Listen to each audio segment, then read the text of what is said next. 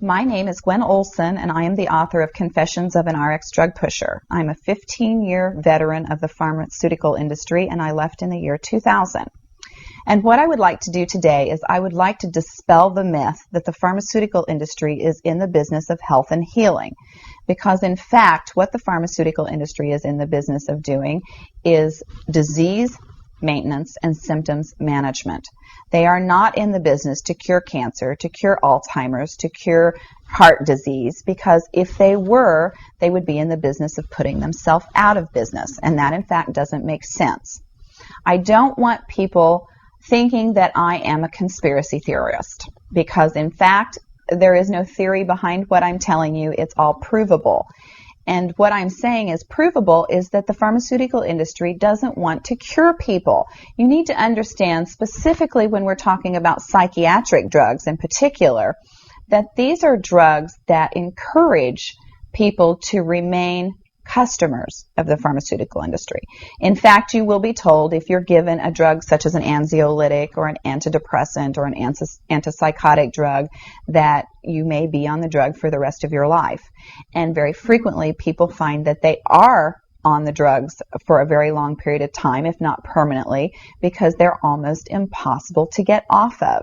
Some of them can have very serious withdrawal symptoms, and most of them can have extremely serious withdrawal symptoms if they're stopped cold turkey, but some people even experience withdrawal symptoms when they try to titrate or they try to eliminate the drug little by little, day after day.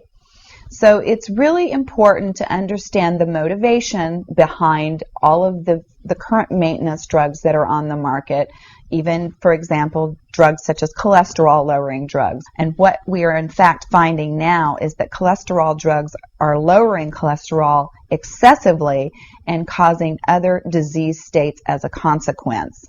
So you need to be careful about trying to take drugs in order to remain healthy, because you're never going to have anyone come to you and tell you that the drugs are always tried against a placebo in clinical trials. What a placebo is a sugar pill. And in fact, many drugs are not found to be much more efficacious than the sugar pill.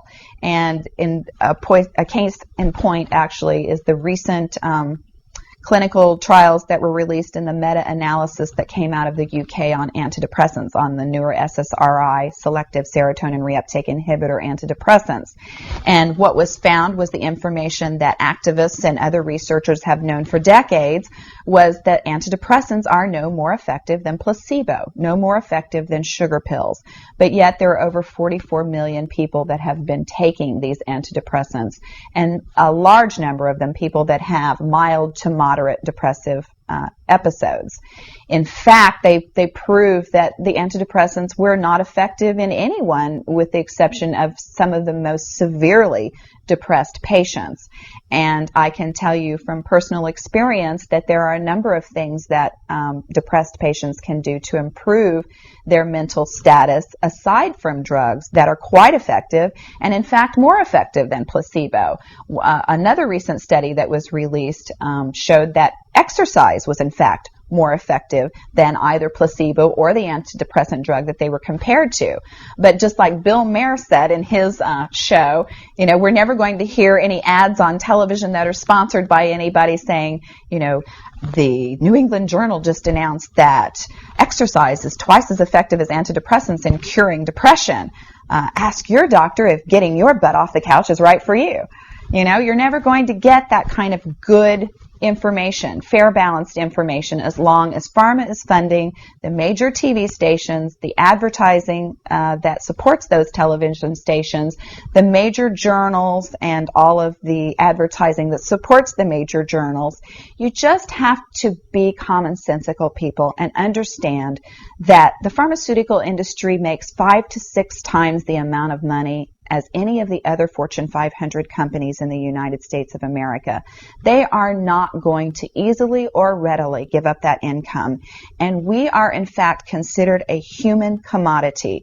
Our loved ones, our children, our elderly are considered cash cows that are preyed upon by pharmaceutical reps such as myself, who are encouraged to go in and build market shares without thinking about the consequences to patients, without knowing the misinformation that they are distributing, without being aware that the clinical data has been contrived, or that the patient populations have been cherry-picked, or that the side effects have been minimized and reported in such a manner that it doesn't present the information correctly.